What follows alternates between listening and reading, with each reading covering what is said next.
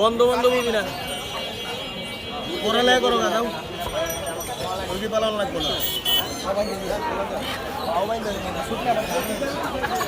আপনি ধরতেও পারবেন না ভাই এই জায়গার মধ্যে ছিল তো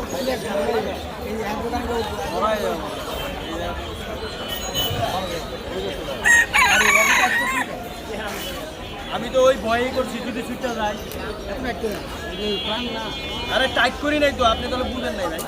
এই যে দেন টান দিব এই যে খুলে দেবো আমি ওরা এত টাইট দিন আমি সহজ খাই